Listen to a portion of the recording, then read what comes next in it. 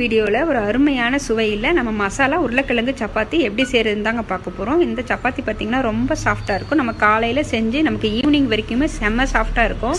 இப்போது இந்த ரெசிபி செய்கிறதுக்காக 4 வேக வச்ச உருளைக்கிழங்கு சேர்த்துக்கிறேங்க. ஒரு மேஷர் வச்சு நல்லா நைஸாக நம்ம மேஷ் பண்ணிக்கலாம்.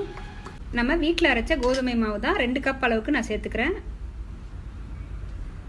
இந்த மாவுக்கு தேவையான அளவுக்கு நான் உப்பு சேர்த்துக்கிறேன். உப்பு சேர்த்துட்டு 1/4 டீஸ்பூன் அளவுக்கு மஞ்சள் தூள் சேர்த்துக்கலாம். 1 டீஸ்பூன் அளவுக்கு மிளகாத்தூள் சேர்த்துக்கிறேன். 1 டீஸ்பூன் அளவுக்கு தனியாத்தூள், 1/4 டீஸ்பூன் அளவுக்கு சீரகத்தூள் சேர்த்துக்கிறேங்க. 1/2 டீஸ்பூன் அளவுக்கு எள்ளு சேர்த்துக்கிறேன். எள்ளு சேர்த்து செய்யும் போது நமக்கு நல்ல டேஸ்ட்டாக இருக்கும். 1/4 டீஸ்பூன் அளவுக்கு ஓமம் சேர்த்துக்கிறேங்க. ஓமம் சேர்த்துட்டு நல்லா க்ரஷ் பண்ணிவிட்டு சேர்த்துக்கோங்க. ஓமம் சீரகத்தூள் கண்டிப்பாக சேர்த்துக்கோங்க. அப்போ தான் நமக்கு உருளைக்கிழங்கு சேர்த்து செய்கிறதால கேஸ்ட்ரிக் ப்ராப்ளம் வராமல் தடுக்கும். 1/2 எலுமிச்சப்பழம் பிழிஞ்சிக்கிறேன். ஒரு கைப்பிடி அளவுக்கு கொத்தமல்லி சேர்த்துக்கிறேங்க. 2 டேபிள் ஸ்பூன் அளவுக்கு எண்ணெய் சேர்த்துக்கலாம். எண்ணெய் சேர்த்துட்டு நல்லா ஒரு தடவை கலந்துக்கலாங்க.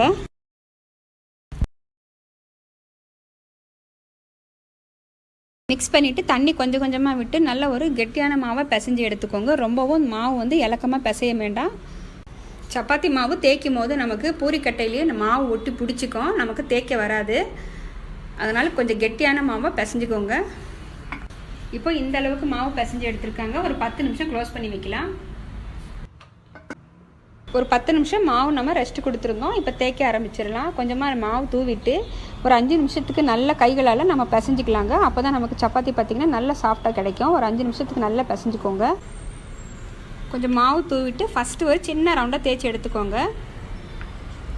ஒரு டேபிள் ஸ்பூன் அளவுக்கு எண்ணெய் சேர்த்துக்கிட்டு 2 பக்கமும் நான் மடிச்சிக்கிறேங்க.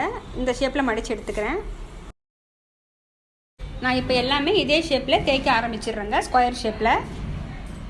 நம்ம இந்த சப்பாத்தியை காலையில் செஞ்சு வச்சு ஈவினிங் வரைக்குமே நமக்கு அதே சாஃப்ட்னஸில் தான் இருக்கும். சாப்பிட்றதுக்கும் ரொம்ப டேஸ்ட்டாக இருக்கும், நல்லா சாஃப்டாக இருக்கும். கண்டிப்பாக நீங்கள் ஒரு தடவை ட்ரை பண்ணி பாருங்கள். இப்போது சப்பாத்தி ஒவ்வொன்றா சுட்டு எடுத்துக்கலாம். மாவு நான் தவாவில் சேர்த்துக்கிறேங்க. தவாவில் சேர்த்துட்டு நல்லா ஹை ஃப்ளேம்லேயே வச்சு 2 பக்கம் நல்லா திருப்பிக்கலாம். நல்லா 2 பக்கமும் ஃப்ரை ஆனதுக்கு அப்புறம் தான் எண்ணெய் சேர்க்கணுங்க. ஃபஸ்ட்டு நம்ம எண்ணெய் சேர்க்கக்கூடாது. நான் 1 டீஸ்பூன் அளவுக்கு நெய் சேர்த்துக்கிறேன்.